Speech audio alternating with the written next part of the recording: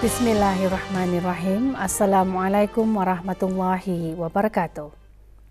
Berhubung dengan tularnya kejadian yang melibatkan pemakanan dan pengangkutan bagi warga perkhidmatan awam, para penuntut dan tenaga pengajar institusi pendidikan semasa istiadat perarakan pengantin diraja mengelilingi Bandar Seri Begawan, Jawatankuasa Tertinggi Istiadat Perkahwinan Diraja dan Kementerian Pendidikan menjelaskan bahawa kejadian yang di luar jangkaan itu amatlah dikesali dan tidak sepatutnya berlaku. Yang berhormat Datuk Seri Setia Dr. Awang Haji Muhammad Isham Raji Jaafar, Menteri Kesihatan selaku Wakil Jawatankuasa Tertinggi Istiadat Perkahwinan Diraja menjelaskan perkara tersebut semasa sidang media isu pemakanan dan kenderaan semasa istiadat perarakan pengantin diraja di Dewan Al-Afiah Kementerian Kesihatan Berakas. Juga menyertai sidang media Yang berhormat Datuk Seri Setia Awang Haji Ahmadin bin Haji Abdul Rahman, Menteri Halwal Dalam Negeri selaku pemangku Menteri Pendidikan. Jawatankuasa ini memberikan perhatian serius terhadap perkara ini dan telah bekerjasama dengan agensi-agensi kerajaan berkaitan dengan mengambil langkah-langkah bersesuaian di bawah undang-undang dan peraturan-peraturan di bawah Akta Kesihatan Awam Makanan Penggal 182 kepada syarikat-syarikat yang terbabit bagi mengelakkan perkara ini dari berulang. Jawatankuasa Tertinggi Istiadat Perkahwinan Diraja telah menegaskan agar setiap pihak yang terlibat untuk tidak leka dan sentiasa mematuhi peraturan-peraturan yang dikeluarkan kerajaan, khususnya berkaitan memelihara dan menjaga kesejahteraan rakyat dan penduduk. Dalam masa yang sama juga, penyelenggaraan majlis-majlis berkaitan pada masa hadapan akan dapat menjadikan pengalaman ini sebagai satu pengajaran dan iktibar bagi setiap perancangan yang akan dibuat, di mana ianya perlu dilaksanakan dengan sebaik-baiknya bersama dengan pihak-pihak yang berkepentingan, khususnya dari aspek penjagaan kesejahteraan, kesihatan dan keselamatan agar tidak dikompromi dengan sesuatu pun. Sehubungan dengan ini, Jawatankuasa Tertinggi Istiadat Perkahwinan Diraja, Jawatankuasa Kerja dan pihak-pihak yang ditugaskan dalam menyelenggarakan istiadat perkahwinan diraja ini memohon maaf atas segala kesulitan dan ketidakselesaan yang dihadapi oleh setiap mereka yang terkesan dari kejadian ini. Pada sidang media yang sama, pemangku Menteri Pendidikan menjelaskan jumlah makanan tapau yang terjejas semasa istiadat perarakan. Dengan packages, ia terdapat satu daripadanya pembekalan roti ban yang melibatkan 775 kepada 3 buah sekolah. So roti ban itu memang kira indah sesuai untuk the-consume. Yang kedua is berkenaan dengan packages satu. These are so-called isolated cases. We juga untuk makluman bersama Kementerian Pendidikan dipertanggungjawabkan untuk menyelaras pembekalan tapau sebanyak 23,800 bagi pelajar dan 15,700 bagi warga perkhidmatan awam. Jadi pembekalan tapau yang telah rosak dan tular di media sosial adalah tapau dari pembekal yang menyediakan tapau bagi warga perkhidmatan awam. Jadi dikongsikan bahawa insiden tapau yang rosak dan tular itu bukanlah tapau yang diberikan kepada pelajar, tapi ada juga isolated cases yang melibatkan pelajar. Mengenai langkah yang akan diambil bagi mereka yang tidak mengikuti prosedur, Menteri Kesihatan dan pemangku Menteri Pendidikan seterusnya menjelaskan.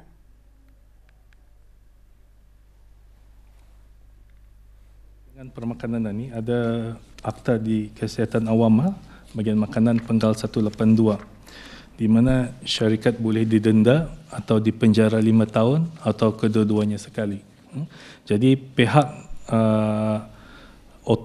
Brunei Food Authority masa ini sedang mengumpulkan all the evidence dan akan berbincang dengan pihak Peguam Cara Attorney General untuk menentukan tindakan yang selanjutnya. Dari segi akta memang sudah ada di bawah Brunei Darussalam Food Authority. Yang kedua is the important part is pembekalan itu sendirilah. Jadi this is collaboration sebenarnya, supply and the demand itu. Isu penghantaran balik guru-guru dan pelajar, SOP pemeriksaan makanan serta dakwaan ibu bapa mengenai arahan untuk anak-anak mereka hadir awal pagi pukul 5 pagi juga dijelaskan dalam sidang media.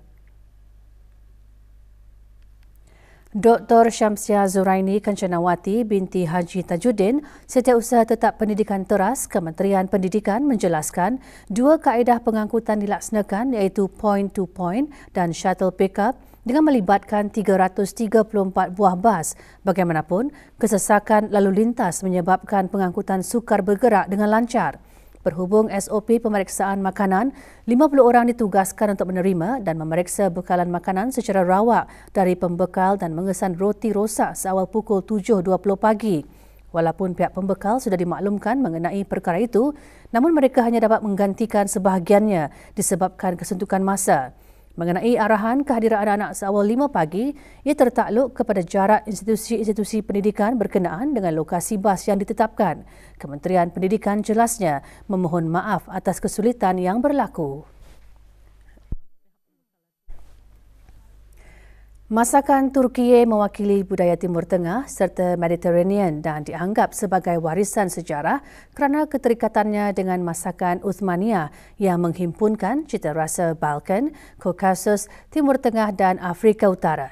Duta Besar Istimewa Mutlak Republik Turkiye ke negara Brunei Darussalam mengongsikan perkara itu pada bengkel kulinari masakan Turkiye. Dianjurkan oleh The Yunus Emre Institute, YEE, dengan kerjasama Kedutaan Republik Turkiye, bengkel diadakan petang kemarin di Sekolah Kulinari Kolej Perniagaan Laksmana.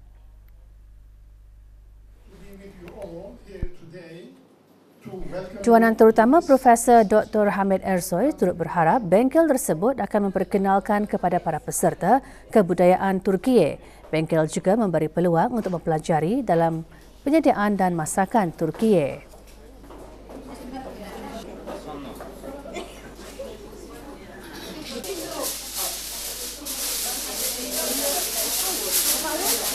Screen over here.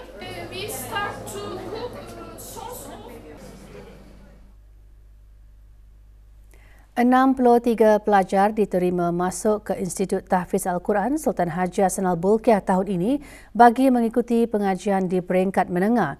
Majlis penerimaan pelajar-pelajar baharu institut berkenaan berlangsung kemarin.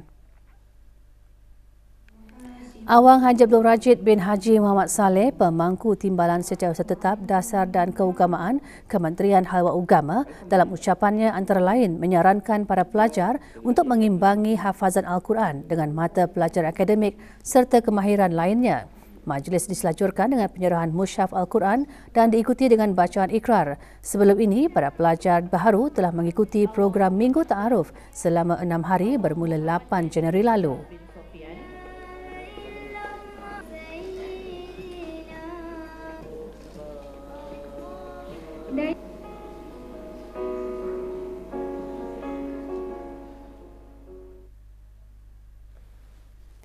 Kawasan Pekan Tutong kelihatan lebih bersih dan indah susulan kempen kebersihan bersepadu. Kempen melibatkan para pegawai dan kaki tangan Jabatan Bandaran Tutong dengan kerjasama para peniaga gerai selera Tutong dan sukarelawan.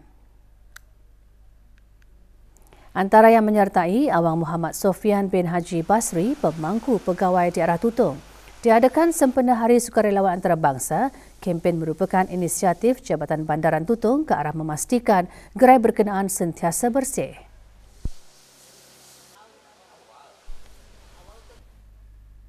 Kempen kebersihan ini dihasratkan akan dapat meningkatkan penglibatan masyarakat, terutama peniaga-peniaga di kawasan Perbandaran Tutong khasnya dan Pekan Tutong amnya, dalam meningkatkan dan memudayakan kebersihan sebagai amalan hidup harian.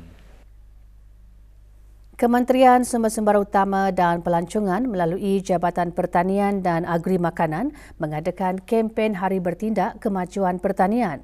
Diadakan sempena Hari Sukarelawan Antarabangsa, kempen berlangsung di Pasar Kitani, Pusat Agribisnes Rimba. Beberapa demonstrasi diadakan, antaranya penanaman tanaman nirek, pembiakan tanaman pisang, mengenal pasti kesegaran telur ayam dan mengelupis. Selain itu, beberapa petak pengenalan mengenai Seksyen Kemajuan Pertanian Daerah juga disediakan. We were hoping that orang ramai dapat menimba sebanyak ilmu, especially tentang penanaman daun nyirik yang sekarang ini memang jabatan encouraging untuk ditanam untuk membantu industri pertanian negara Brunei Darussalam, dan juga cara penanaman pembiakan tanaman pisang. So we are hoping orang ramai, or especially pengusaha-pengusaha pertanian mendapat ilmu itu dan mempraktikkannya untuk membantu meningkatkan industri pertanian itu sendiri. Kembali selepas ini untuk mengikuti bahan berita seterusnya. Bah, begitu bang? Ni jogging ah. Jogging di mana kita? Ini di highway ah. Highway, TV je ni. Sama, tu. Ini juga on tu. Ada juga rasanya tu. Ini ada belang tu bang. Tu. Pasang ah. Baca dulu instructionnya, baru pasang. Ada apa tu? Nyangkuk. Baca dulu instructionnya. Bahaya bakaran ni. Ini mana berhenti ni? Bang, bah apa kita tu bang? Melukis ah. Melukis apa? Ini apa? Aku ni ada membeli barang online bang. Murah bang. Macam ada label keselamatan saja. Selamat dipakai di Brunei tak? Oh, ni jual aku buri. Jangan apa dilayan. Aku sedih. Bahaya bakaran ni. Itu baru yang calik. Loh, ada suket mo? Charging mobile. Ada bang. Tu, Agatha, cucuk saja. Loh. Menempiar suket mo ni lah. Ini apa tu? Ni je payah. Aku siap mana? Ternyangkut. Bahaya bakaran ni. Pastikan dulu selamat, baru pakai. Jadi.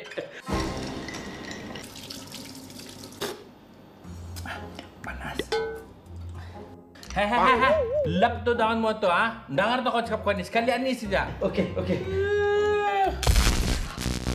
Kau pajal juga kan menakan tangan-tanganmu basah tu. Bahaya bakaran ni. Sorry bos. Lain kali aku lap tanganku dulu. Sama, segala ni yang panas peralatan elektrik yang kau on ni jangan ditinggalkan. Faham bos. Sama, sebelum berjalan ni segala elektrik yang patut ditutup ni tutup dulu baru berjalan. Faham? Faham bos. Sama. Sama apa? Sama-sama tadi beringat. Sila baca dan ikuti arahan manual pengguna bagi barangan elektrik yang belum pernah dipakai. Beli barangan elektrik yang terdapat tanda keselamatan dan sesuai untuk kegunaan tempatan. Periksa barangan elektrik, soket dan wayar. Jangan gunakan jika terdapat kerosakan. Pastikan tangan Auda sentiasa dalam keadaan kering semasa menggunakan barangan elektrik. Tutup suis barangan elektrik apabila tidak digunakan sebelum meninggalkan rumah. Jangan biarkan barangan seperti setrika dalam keadaan on tanpa pengawasan.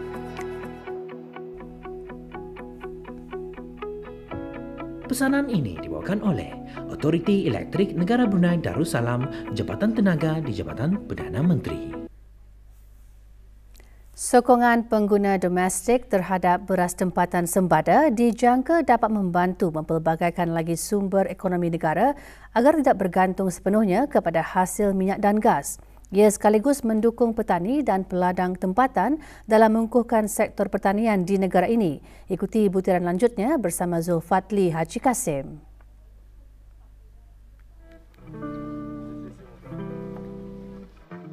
Dengan kualiti yang terjamin, beras sembada keluaran syarikat Wasan Milling Company Sendirian Berhad mendapat sambutan menggalakkan daripada orang ramai. Ini termasuk menjadi menu utama di salah sebuah restoran terkemuka tempatan. Makan ceria membeli stok terus daripada WMC iaitu Wasan Milling Company sebanyak 2 kali untuk memastikan ketahanan dan kualiti yang terjaga. Di mana setiap kali kami mengambil stok ianya baru diproses sehari sebelumnya. Dengan adanya stok beras tempatan yang agak stabil masa ini, insya-Allah menu lokal akan kami teruskan di masa akan datang dan kami berhasrat untuk membanyakkan lagi menu-menu daripada bahan beras sembada ini. Sokongan berterusan daripada pengguna tempatan di samping kualitinya yang setanding dengan beras import, sembada mampu menjadi beras pilihan utama orang Brunei sekaligus berpotensi dipasarkan ke luar negara. Laporan Zulfatli Haji Kasim untuk Berita RTB. Tabung Amanah Pekerja TAP akan meneruskan lagi jerayawara penamaan pentadbir skim persaraan kebangsaan SPK bagi daerah Belait.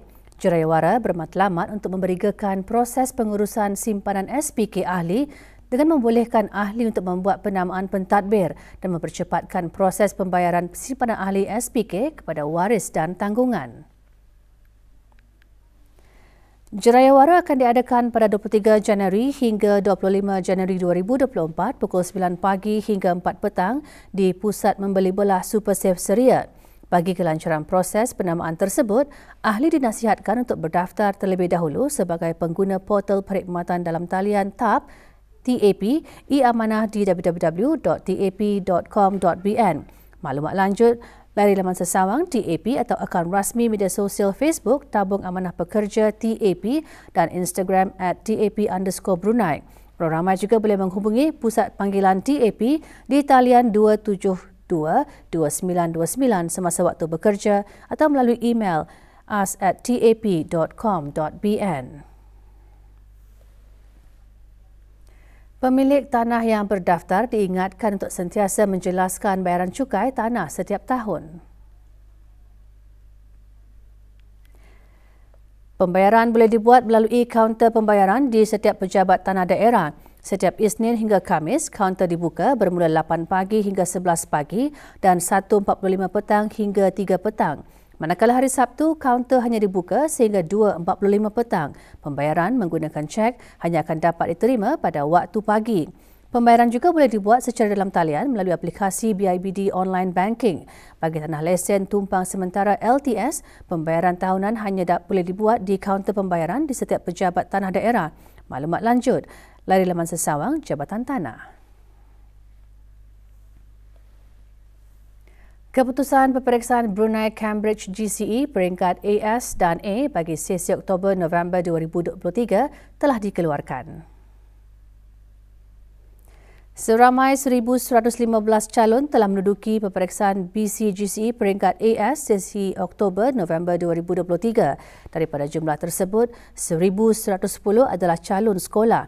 Daripada jumlah berkenaan, 72.70% calon memperoleh 2 AS dan ke atas, manakala 47.03% calon sekolah memperoleh 3 AS dan ke atas. Sementara itu, 1,649 calon menduduki peperiksaan BC-GCE peringkat A bagi sesi Oktober-November 2023. Daripada jumlah tersebut, 1,582 adalah calon sekolah dengan 84.39% memperoleh 2A dan ke atas. Manakala 67.83% calon sekolah memperoleh 3A dan ke atas. Calon yang berhasrat untuk menduduki peperiksaan Brunei Cambridge GCE peringkat AS dan A bagi bulan Mei Jun tahun 2024, pendaftaran masih dibukakan dan ditutup pada hari Khamis 15 Februari 2024. Bagi calon-calon sekolah hendaklah menghadapkan permohonan melalui sekolah masing-masing.